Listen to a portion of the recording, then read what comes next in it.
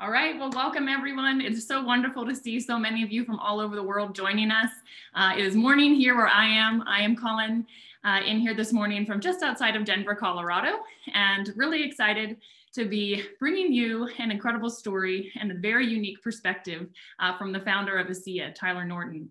And you know, Tyler, for the last 5 years, I have spent most of my days meeting other entrepreneurs, meeting business owners. And something that I absolutely love asking all of them is, how did you get into what you're doing? I absolutely love hearing people share, the random doors that seem to open and just how beautifully things start to unfold to get someone to where they're supposed to be. And I just want to say that the story of ASEA captured my heart 6 years ago when I heard you share it. And I am so excited, honestly, very humbled to be sitting here next to you virtually this morning, Tyler, and having the platform to share with so many that I don't think have heard this story yet. So we are live on Facebook in a customer group, people that are consuming ASEA all around the world. There's nearly 8,000 people in there. So I know they couldn't join us live. They're going to be seeing this in the group. And, we have several hundred here with us on the webinar. So before we begin, those of you that don't know Tyler, just a little bit of background before he even founded ASEA. Tyler actually had a career in the financial services industry. He had a 2-decade career there where he was very successful. He served as VP, senior VP, chief distribution officer for several multi-billion-dollar financial organization. And I think, beyond Tyler's diverse leadership experience, I think what I really enjoy the most about him is he brings humanity to business. He has a podcast called The Corporate Soul, and he really talks about, how can you keep a soul in an organization? And really has created a culture here at ASEA of just motivating people to reach their full potential. And it is something that I know I personally have benefited from, the person I have become through my time with this company. You need a telescope to look back at where I was 6 years ago. And I'm just really excited, Tyler, to have you here this morning. So thank you so much for saying yes and for joining us. Danielle, you're a gem. Thank you so much. It's just a pleasure to be with you this morning. And you're just as much an inspiration to me and to others as any of us might be for you. So this is a real treat for me and a privilege. Thank you. Thank you. So I want to jump right in. We're going to jump straight in. And the first question I really have for you is, can you take us back to when you first were made aware that this biotech company had a discovery and how it is that you and your father really got involved with it at the beginning? Yeah, thanks. I really don't like to think that I'm the founder of this company. I really give the credit to my dad, and to understand a little bit of this. We think of it as an odyssey. I mean, it's just a crazy story, but maybe it would help to just let you know that my dad was a strategist, was the head of strategy for Kraft Foods in Chicago before his retirement. And right around the time of the Olympics were in Utah, he retired to Park City, Utah. And I was the benefactor of my dad's experience. As you mentioned, I was an officer in a financial services company, and I started going to my dad saying, can you teach me strategy? One of the rare sons who wants to learn from his dad. It took me a while to want to learn something, Danielle, from my dad, but I really was intrigued with his background and what he had accomplished. He had been very successful in Fortune 50. And so when they retired to come out west from Chicago, I was living out here and started asking him to teach me. And he taught me these powerful, simplified strategic planning frameworks. And I kept going to him and saying, Dad, I'm teaching some of these principles inside my company. I'm teaching them to top producers in our financial services network. They're coming back to me saying their clients are wanting it. I was starting to get asked to speak at CPA firms for businesses that had done work with our financial firm. Like, it was really interesting. It just started to organically grow. And I said, you need to come out of retirement and consult a little bit. And so he formally put together some of these tools he was teaching me. And almost as an avocation, almost like a hobby, he started to continue to consult. One of the consulting engagements he did was for one of the largest food producers in the country. They asked him to run a subsidiary biotech company. And he spent 4 years running that company. And I was asked to go do a consulting engagement for a separate biotech company, the company that kind of spawned what is now ASEA. And given that my dad had had this 4-year contract of being the CEO of a biotech, I called him, and I was the senior vice president of a large financial institution. So this was almost a hobby, but I had taught this process to so many people that I got a call to come meet with this company. And so I called my dad. I said, do you have any interest in going with me to meet this biotech company? And so we went together, absolutely had no intentions or really any idea of where that would go. And I can even take it back. You talk about the incredible kind of almost back audit you can do on life, people you meet, and simple little choice point moments in a day or in a week that you really don't think much about that can truly have a trajectory change on your future. And that day when we went to meet with this little company obviously proved to be one of those. We were there really in the capacity of strategists, helping them to rethink about things. And they started to share with us these two technologies they were developing. And I remember being hyper dismissive, of one of them. I was just like, okay, they talked about salt and water and a patented process. And I was just quick to dismiss it. And we took them through our process, and I didn't think much more of it. They seemed very intrigued with my dad because he's really good at what he does. And I had kind of connected them and said, hey, if you want to take this further, I'm really busy right now, but I just thought it'd be nice for them to meet you. And boy, what ensued from there, they asked him to sit on the board of directors. He started really investigating their technologies. And that's how we met what is now, the redox technologies that underscore our primary kind of hero products. And there's a lot more to it. My guess is as we go through the interview, I might fill in some additional blanks, but it was really because of strategy and the consulting work we were doing where we met this company. And ultimately, my dad was on the board of directors there and went ahead to buy the patents and the research. And that's how we did it. It was just really fortuitous. It wasn't like we set out to start, a company in health and wellness. It was my dad ran into it, and I really didn't believe it as quickly as he did. So to his credit. I love connecting the dots backwards. Yeah. And as you said, these little choice points, it's absolutely amazing.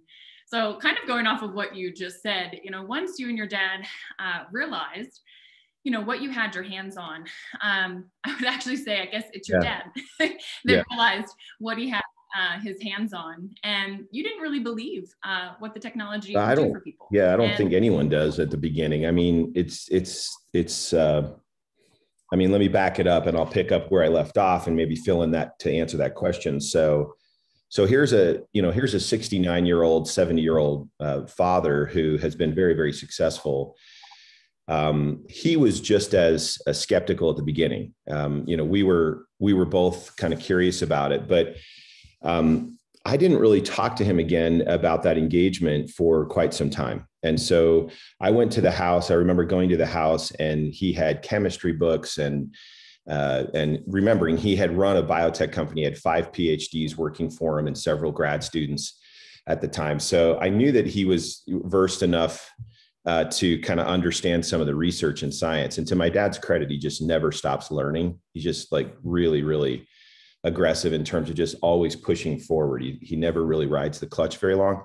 And so he was, he had all these books out, and I said, what on earth are you doing? What's going on here? And he said, well, don't you remember the company we met with? I'm digging in on this technology they have. And I said, the one that was made from salt and water? And he said, yes. And I said, you're crazy, Dad. That's a dead end. I mean, that's a control alt delete. There's nothing really there. And he said, Tyler, look at this research. And I remember they had dropped several boxes of research off, and he was calling the lead researchers at major universities. These are universities you would recognize the names of very quickly. The Indiana University, UCLA, one was done at Harvard, several other schools, and they were all doing small studies in service of this biotech company's original plan, which was to develop something that might be picked up by a much larger pharmaceutical company that would want to take it in a certain direction. And so here's Dad, he's got all this research, these books laid out, and he proceeds to tell me about this technology. And maybe it's because we're father and son, but I was pretty quick to hit the mute button on the remote and just like, okay, dad, and wished him well and went back to my day job. And the next time I saw him, he had this device, one of the small devices at the house. And he had these mason jars of like clear fluid in it.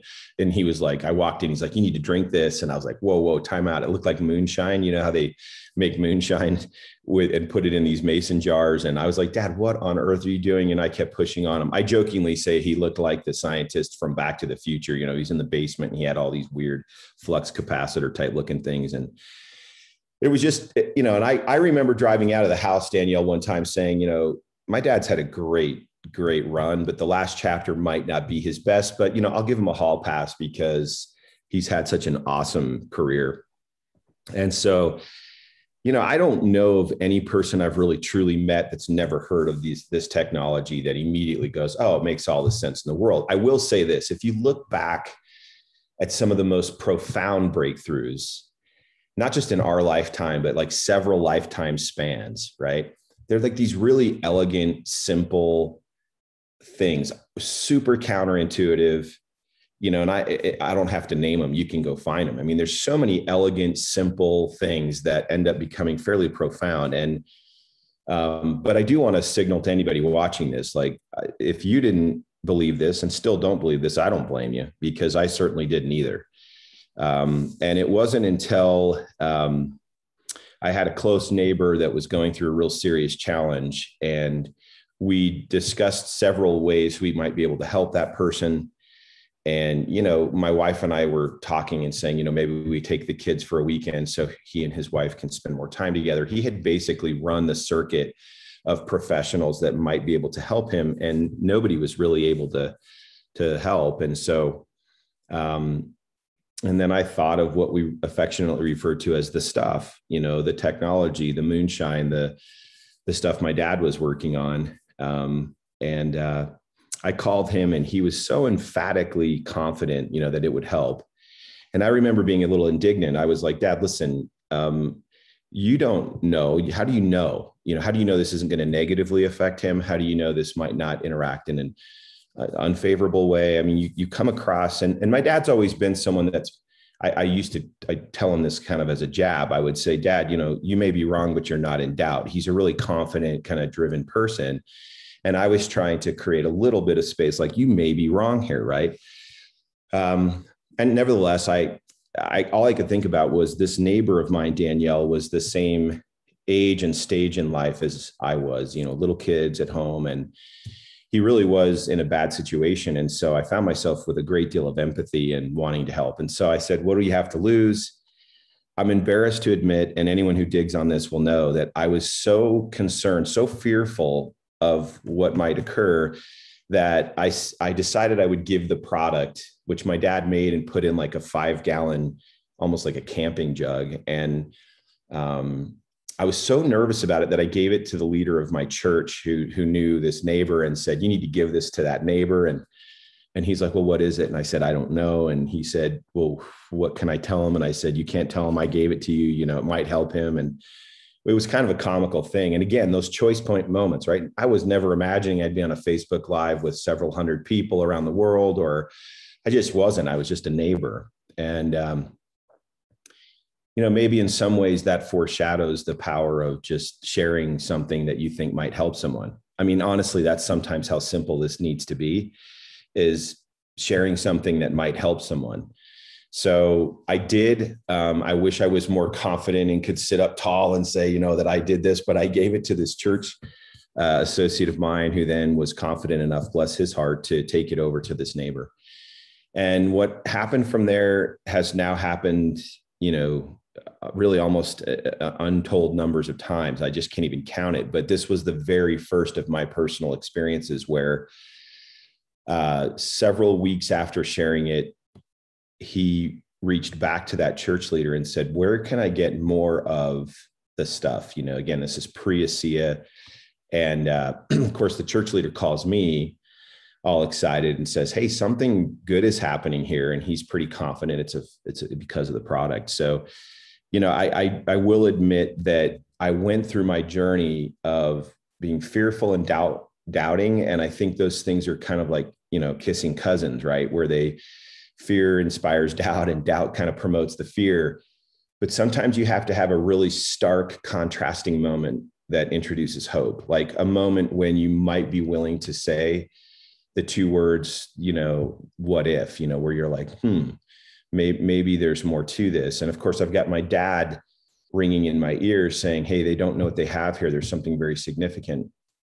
Now, he had since purchased the patents and all the research and was starting to look at ways to potentially commercialize this. And so it was really quite a story. I didn't want to tell my dad he was right, yet, because that was an enormous moment of inferiority, which had long-standing been my arm wrestle with my dad. So I said, I'm not going to tell him. So I decided to, instead of calling him, I called the neighbor. And it was kind of an awkward moment because I'm like, well, I gave the stuff to the church leader friend who gave the stuff to you. And, he got really quiet and almost kind of pensive, and then just said, do you have any idea what I think you've done for me and my family? And I just remember saying, no, I don't. I mean, like, just to be honest, I don't really like, I don't think we should say something unless we truly feel it. And at the time, like, there was no vision for ASEA. I had no motive other than maybe this helps somebody that's at the same age and stage that I am get through a very difficult time. And now he's on the phone in a very kind of almost reverent way saying, do you have any concept of what this has done for me? And my only answer at the time was, I don't really know. Could you talk to me? And I'm also embarrassed to admit that I had him come to my house, and I set up a video camera and I recorded he and his wife talking about their challenge and their experience, just so that I could get more confident that what dad was doing in his last chapter was not going to be like some really bad turn. And, one single experience, I kept saying, come on, this could be any number of things. This could be, I used to say, your mind is a pharmacy. You can believe something and you can create the outcome in your body. And so and then he reminded me, even the neighbor said, well, I didn't know what it was. I wasn't, processing it through any kind of a lens of anything. But I will say this, and again, I may be bouncing around some of the questions you intend to ask, but I just know that for me, that first experience was compelling enough to engage in the process of asking, what if this could help? And at the time, my dad was starting to unpack the whole concept of redox signaling and redox in general, redox biochemistry, redox biology, and then the role that redox plays in cell signaling. And it was just such an interesting and very, very foreign thing for me. But when it became real, like when a husband and wife were sitting in front of me saying, do you have any concept of what this has done for us? And I was really having to process in real time the impact it could have. That's kind of how I took my journey into a place of hope. And then I've said in untold numbers of settings that, experiences over time, several experiences over time, start to rack up to where hope moves from a place of like hope to really a strong belief. And that belief is no longer on trial for me. Now, I'm not suggesting anyone listening, either live or otherwise, should take what I'm saying as enough. I think you have to have an experience that helps you or someone you care about or someone in your sphere of influence. But I had that one experience that spawned others, and then it got to a place of strong belief and conviction, and that leads to action.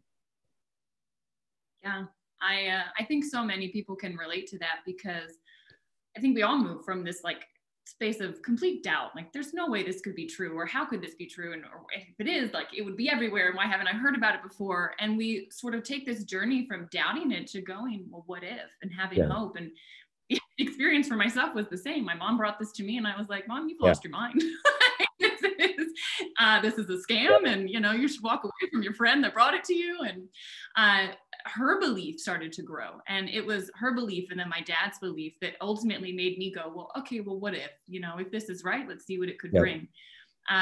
So I thank you for being so candid. And I do, when I share my story, I say the same thing, because I think we all start in that space. And Yeah, for sure. I want to take now from, you kind of mentioned this, your dad was starting to look at what he could do to bring this to market. And the intention, I believe, was to sell it. And so can you walk me through what happened as you all started to look, what is the best way to bring this to market? Yeah. So you got to remember, my dad's a consumer goods guy. Like, he knows his way around that space pretty well. And very close, like first name basis friends that were on boards of very, very large pharma companies. I mean, he had a great network. And so I think some of the folklore around this product is that my dad had this magnanimous vision to save the world. And that's not true at all. I mean, it was just, let's buy this house and paint it and recarpet it and let's flip it. And but I will say that as he started to better understand and he started to deepen his belief that there was something compelling here, it caused him to have to stop and reflect about, how will this be used if I sell it? How will this make its way to the benefit of others if I sell it? Now, my dad wasn't like ridiculously wealthy, but he was very well off. And, he had retired in his mid-50s from senior executive positions in Fortune 50. He had done well enough, built a beautiful home in the mountains of Park City. I mean, life was okay. Done some consulting work, went out and ran that biotech company for a season. So this really wasn't so much of an economic play.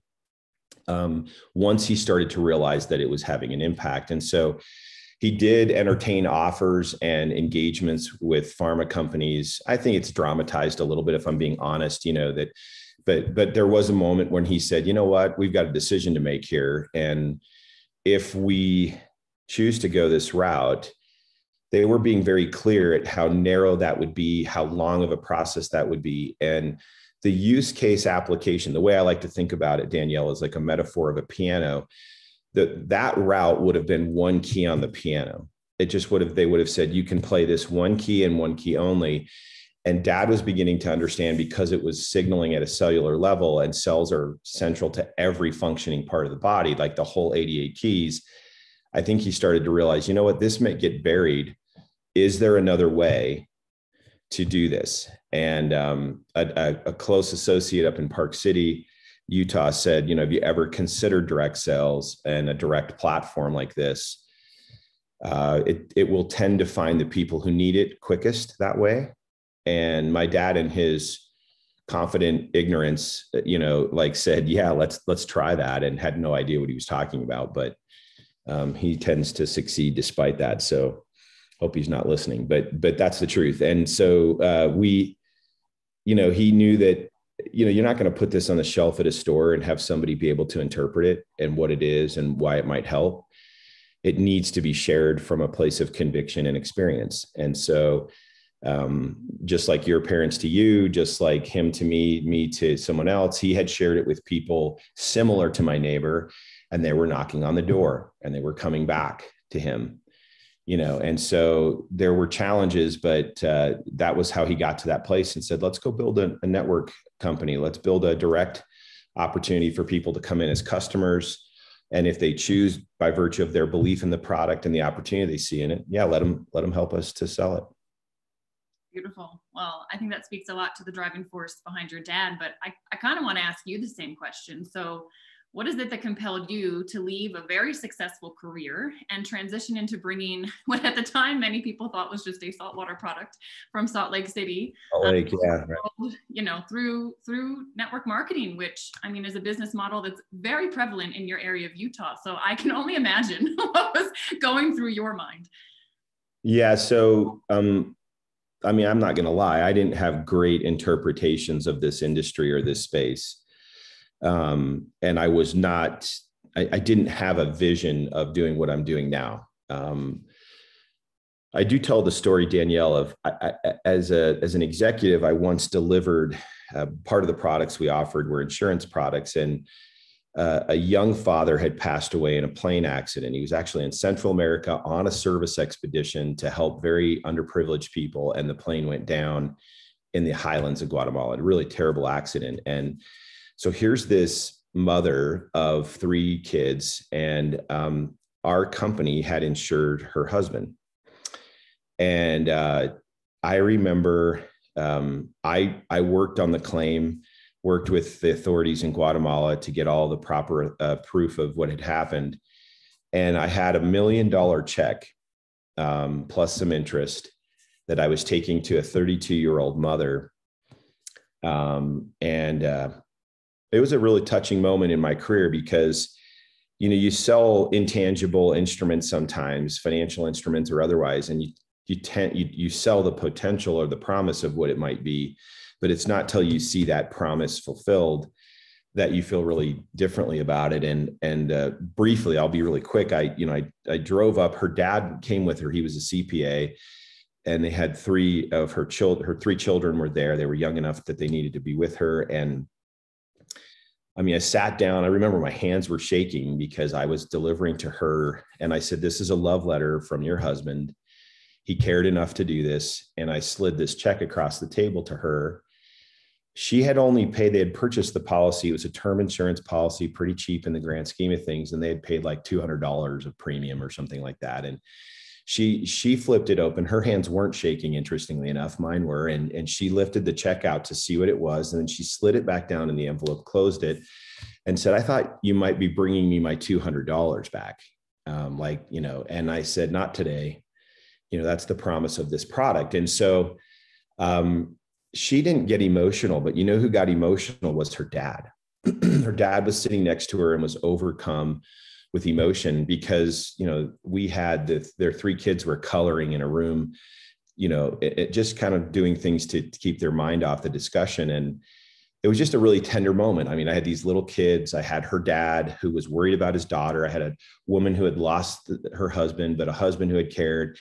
And I walked out and got in the car and thought, wow, that's an amazing moment in my career as to the purpose and impact that we can have. And it wasn't until I was helping my dad with ASEA that it occurred to me that all of those feelings I started having more and more frequently, whether it was with my neighbor, he'd say, "Hey, come help me speak to a group of Spanish speakers." I speak Spanish fluently, so I would go help him tell the story of ASEA, but it was all just helping my dad.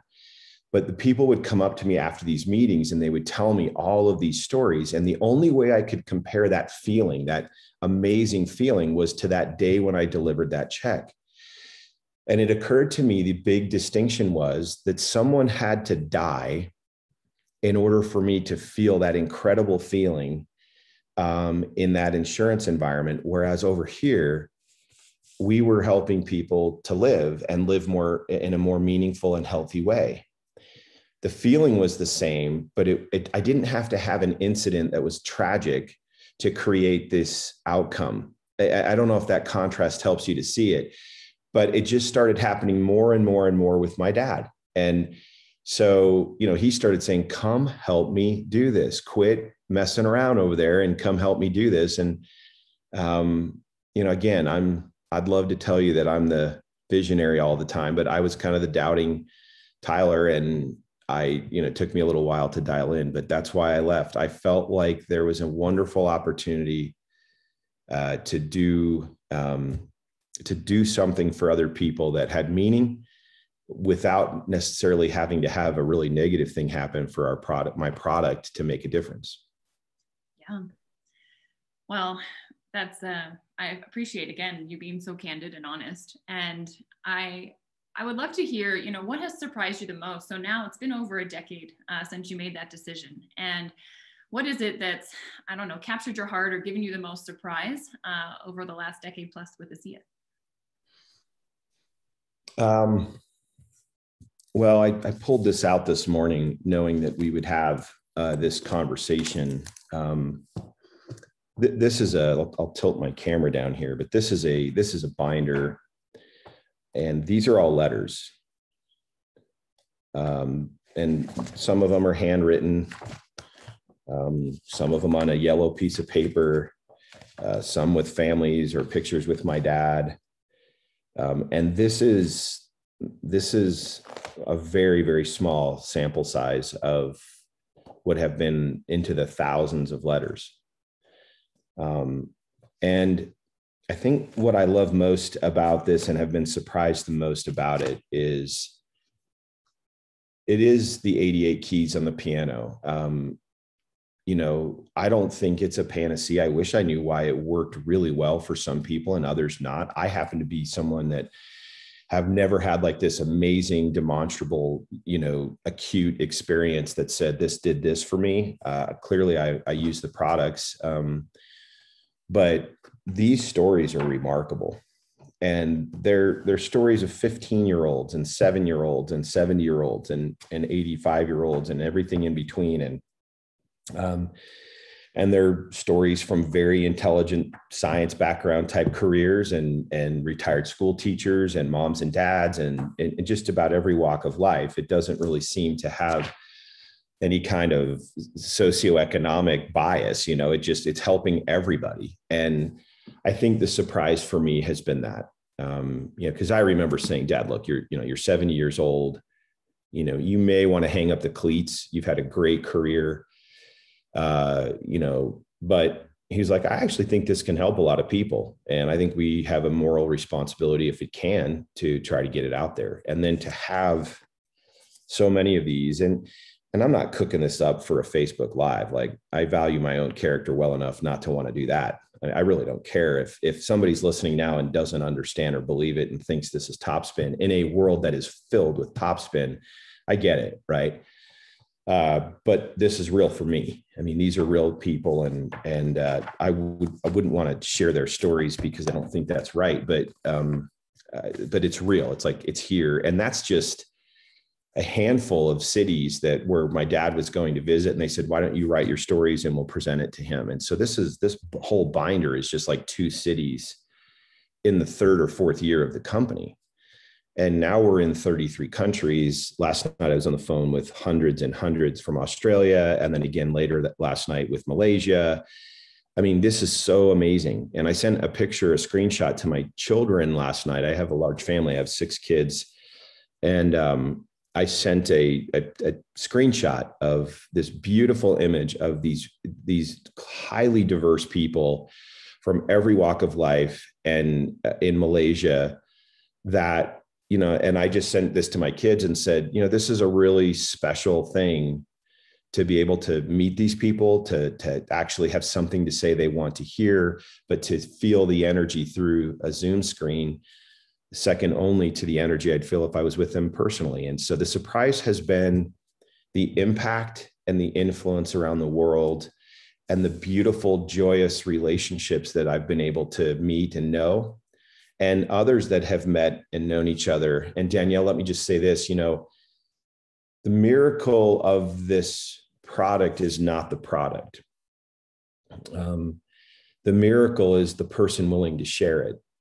And I'm so amazed that people will come up to me and say, hey, you need to hear my story. They'll tell me this amazing story, but oftentimes they won't tell me the real miracle, which was the retired school teacher that walked across the street and said, hey, this can help you. And that's an amazing thing. So what surprised me, the impact, the use case potential across 88 keys. It's not really narrow. I do not want to, I have a high degree of sensitivity to exaggeration or hyperbole. I don't appreciate that in marketing, and I don't appreciate that in companies. So anyone listening with a cynicism approach to this, you're actually probably more like me than not. And all I can tell you is to try this. And if it doesn't work for you, then it didn't work for you. But I can only tell you that there's a very large range of people having a positive experience with it. And I think it's worth a try if it has potential to help, especially people you care about. So I don't know if that helps, but that's been the most surprising thing for me. Yeah, absolutely. It helps. And I was going to ask what the products have done for you. So it's fascinating to hear that you haven't had some big wow experience, but of course, have your family on it, and you have lots of children and siblings, and I'm sure all of you take it every day. We do. Yeah, we do. And we've had incredible experiences in our family. I think, there are a lot of people that take this and don't feel anything and don't know what's happening. And I just think at some level, you've got to lean into it. I know there's a lot of us that eat things every day we know 100% are not good for us. it seems reasonable to think that we ought to be doing things that we can be confident are good for us, regardless of the fact that they manifest themselves. And by the way, if it manifests itself in an acute way, unfortunately, a lot of times that's in response to a challenge. So the preventative dynamics of what it could be doing, right, while it may not be clear to you, may be actually avoiding a lot of challenges. So for me, it's a part of a regimen for my family too, in different ways. And nobody's more using it than my dad. Like literally, you can't walk into a bedroom in his home without a bottle of ASEA within arm's reach. So I love it. Well, let me ask you this. What is your vision for the future of this company and the impact that you wish to create in the world? We chose to share this product with the world through people, rather than through retail or other channels. We chose people. And that has been a choice that has been a great blessing to me personally, because I believe that, wars are fought over oil, wars are fought over resources every day, but the greatest underutilized resource in the world is people. And not utilized in the form of manipulation, utilized in the sense of awakening potential. And so I get great feelings of kind of like a compensatory feeling, something that feels like it's feeding back to you, not just from stories like in that binder and the people telling me the impact it's having on them from a product perspective, but in as much as we can share this through people, I get wonderful stories back from the people that their lives are being enriched by who they're sharing it with, how they're sharing it. And in some cases, if they choose to sell it, and I don't ever want to sound like I'm trying to promote that. If it's not right for you, don't do it.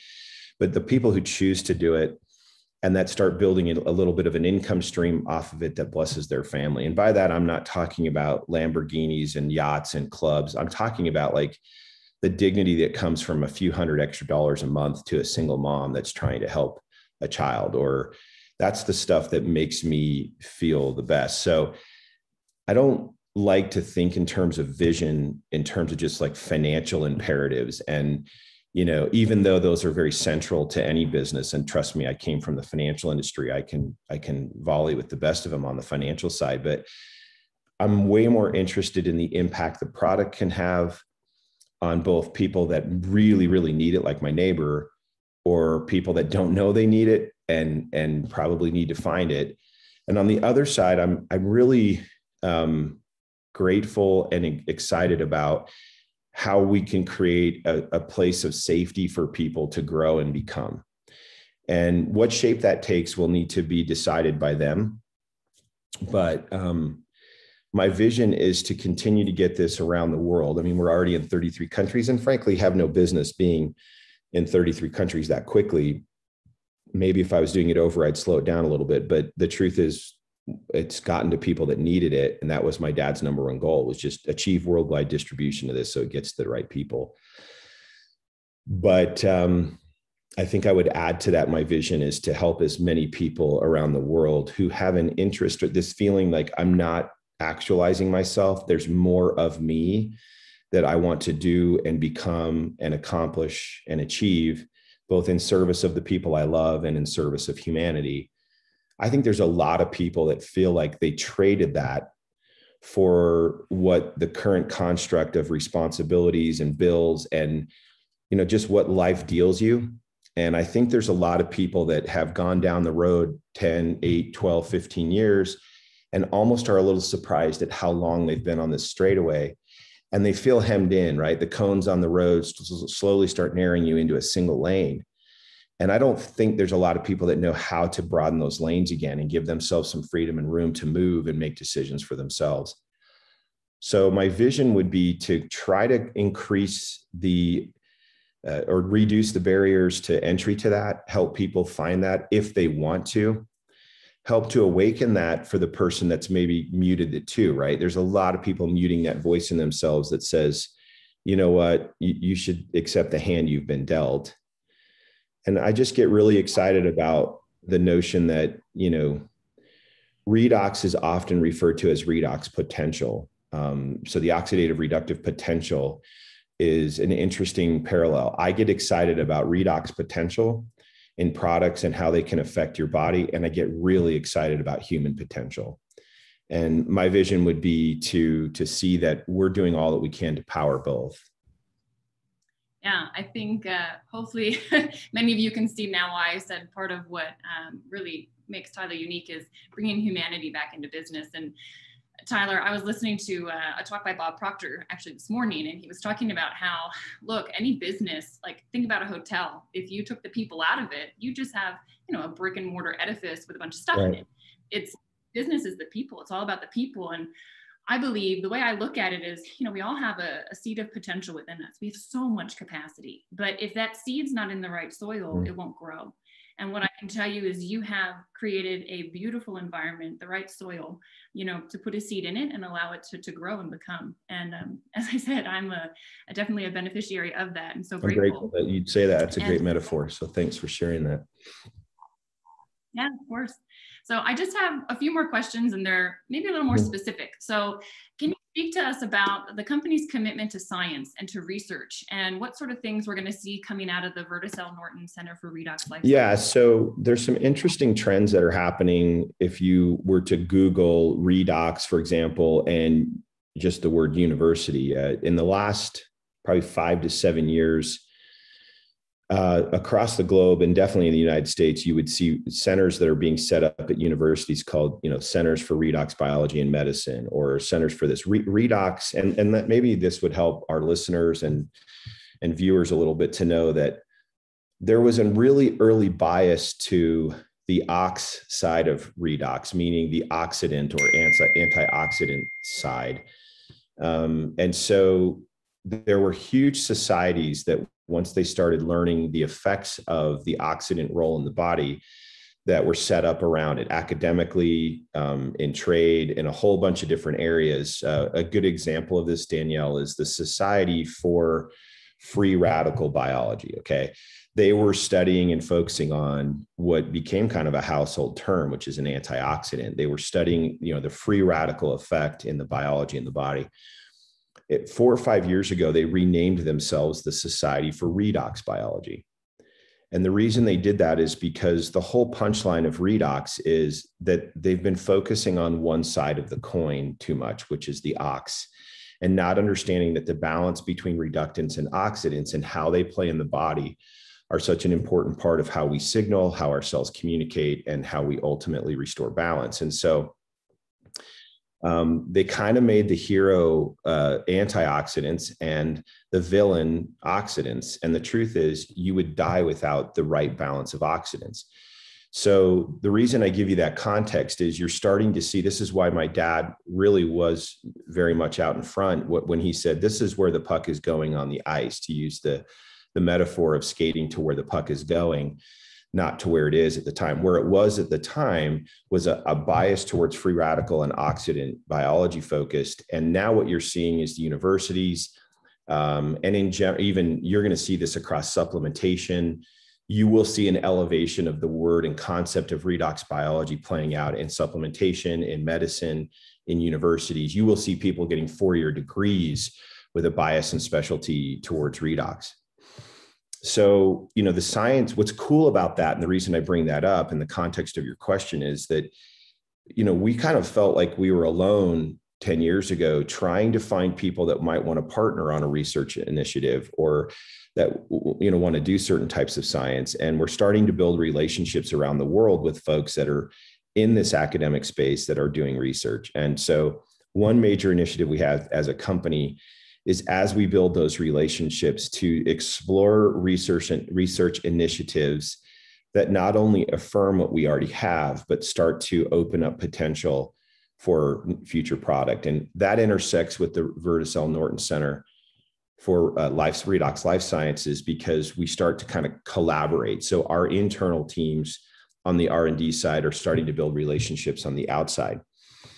And it's really interesting to me, no one, not only in this space, but in any commercial space, has fenced off the framework of redox better than us. And, I'm not one to boast about stuff, but that's actually more of a fact than it is a boast. It's just like nobody is seeing that this framework for developing products, supplements, things that are a high impact, is really where the puck is going on the ice.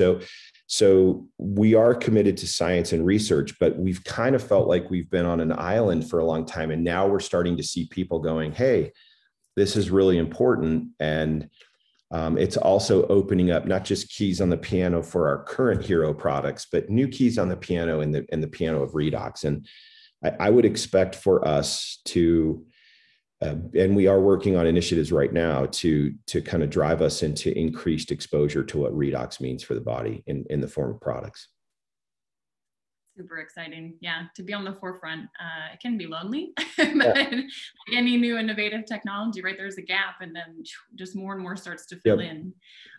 So one question I do have, can you tell us about the vision for the expansion of products outside of just the redox technology? Why are you all creating things like the ASEA Via line? Yeah, I mean, I want to be clear. I get a little disappointed when I hear people in our networks, kind of overstating that, all you need is one thing. I mean, nothing could be further from the truth. Please don't do that if that's you sharing this. I mean, we have a very powerful product and technology across the redox range, but nutrition and supplementation of the right things in your body matters. So our Via line is aimed at, you're going to need to arm your body with the right nutrition in order to take full advantage of the cellular potential you have. If the cell's not signaling and firing, yes, that's a problem. If the cell is signaling and firing in absence of the right types of nutrients and what it needs for all of its functioning organelles and different parts of it to really play their role in synchronicity, I mean, then, yeah, I think it's pretty clear. So we aim to try to stay like kind of center lane or fairway for us is definitely going to be redox, but there's ancillary things we can do. And I like to think that our goal is to bring high impact products, but also high integrity products, just products that you can feel good about. A lot of the people sharing ASEA are already buying other products in the nutritional supplementation space, and we would just like to be a consideration for that. But I don't know that will ever be our middle C, right? I think our middle C will always be centric on our current technology and the patents and things that we've kind of pioneered. Yeah, makes absolute sense. And I think I'll get a lot of messages if I don't ask you this question. So you kind of hinted at some new products. Anything you can tell us about what you're working on or where you see taking the redox technology specifically from here? Yeah, I think maybe building off of the answer I gave you about how the research community is pivoting and such, we're really trying to see where we could take redox as a broader framework for supplementation. I will be honest and tell you, I think we would have to look for a long, long time to find anything quite as impactful as what we've had up to this point. The more I look, the more work we do, the more research we do. I'm amazed at the fact that Dad had the vision to see what this could be. And I think without pulling back the blinds too much, because we're still working on things, I'm encouraged by things I'm seeing. I'm encouraged that for example, there are things we can do in topical application that better harness redox principles that allow us to do more for skin. That's definitely a big discussion point.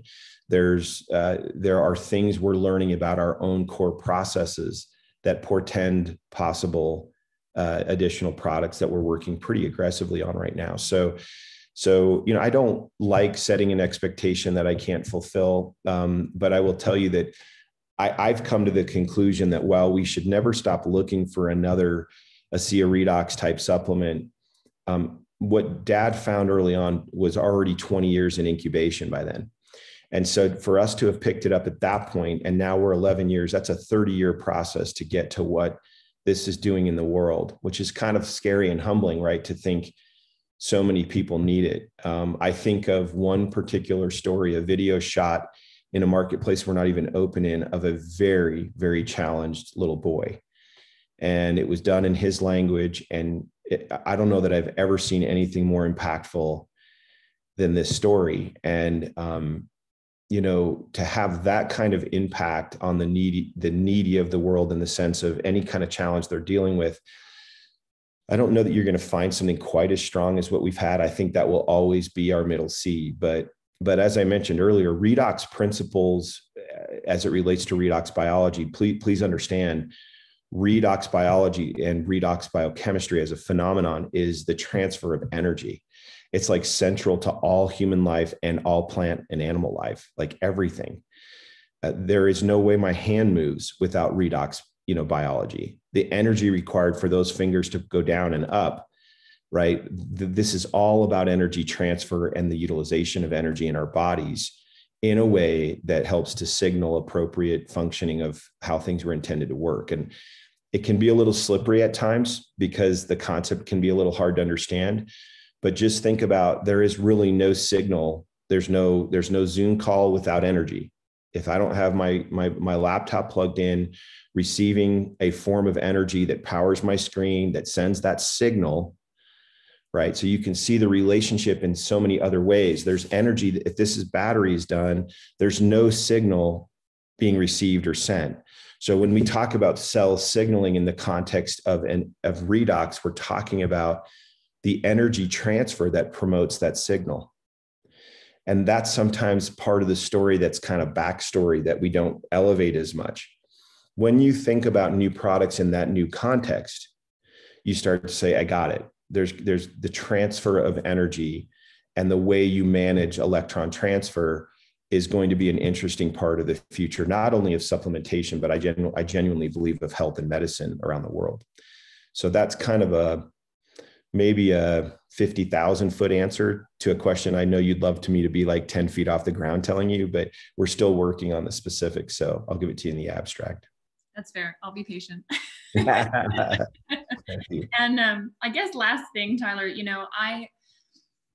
I'm just sitting here just in awe at how you show up and you bring your heart to this company and to every conversation. And this morning I was actually thinking, I wish there was one question I wish I'd put down, which was, would you explain redox in your own words? And you just did that. So can you just, I guess, wrap things up? Any last thoughts that you have, anything that you want to share with the consumers of ASEA out there? Yeah, I think we live in a world where we have these really interesting values when it comes to products. There are some products that we use every day that we never question why it's working or even how it's working. And we do that inside the context of our own values and how we determine value, just on the basis that it works. Sometimes I think we put products on trial too quickly that might be a little bit more difficult to explain how they're working or why. But it's a strange, almost hypocrisy that consumers can get into, where they're more than willing to invest time, energy, and resource and money into products that they just either believe or feel work, but really can't communicate the mechanisms of why it works or how it works. I would submit to you that you would be far better off to lean into just trying it and just sharing it on the basis of what you're feeling or hearing, rather than putting it on trial. Like, try it, but don't put it on trial, and give it some time to help others. I would also like to say that my dad drives the same car, wears the same clothes, eats the same food. I mean, is still as obnoxious in the same ways. I mean, nothing has really changed. And I love him, by the way, those are jokes, but nothing has really changed. What is, I'll go to the house, and this is real for me. My dad was not a highly emotional person. He was not the emotive dad that was affectionate or anything. He was a hard driving worker, A-type personality, and sometimes an absolute bear to be around. But the truth of the matter is, like, this has broken his heart in a very beautiful way. He's really tender, and he sits at home in retirement and gets letters, and I'll walk in and he'll pull a binder like this. And so, literally, this is what he'll say to me, Danielle. He'll say, "What am I supposed to do about this?" And then he'll hand it to me. And then I'll read a letter. And when I look up, he's like, his lip is quivering. He's like, "What is that? Like, how does that happen?" So he's still kind of falling in love every day with wow, this can help people in a way that I don't even think he envisioned. So my closing remarks are, if you're here today and you're taking this and you're trying this, then give it a fair shot. This isn't, I think it's interesting, we live in such an instantaneous world. I used to have to decide I liked a song, be willing to buy the entire album to get a song, drive to a music store, invest in a 1 hour's worth of music to get 4 minutes that I thought was really good, and then go home and put this on a device that would then, maybe record it from a vinyl to a cassette, then go to my car and listen to it. It was like 50 steps. And now I can just decide in a flash if I like this song or not. I mean, it's such a different world. We're expecting things really fast. Maybe the right analogy is like a true good dinner isn't cooked in a microwave. It doesn't happen fast. Like the things that take time, give them the time, and maybe don't put things so quickly on trial. The other thing I would tell you is, if you're on this call, you're not on just for you. And I would challenge you to think about, I just think it's important that you look for people that you might be able to help with this, because you may not have a product experience, but you may be that person that opens up a world of hope to someone that's struggling with something. So yeah, those are my closing thoughts. Well, thank you, Tyler. I don't think I could wrap it up any more elegantly than that. So I will just say thank you so much. It's been honestly an honor and a privilege. And I thank you. I know this is reaching a lot of people and those that need to hear it today and in the weeks and months to come. So thank you again. And I hope you have an absolutely beautiful weekend. Thanks a lot. Appreciate it. All right. Bye. Bye-bye.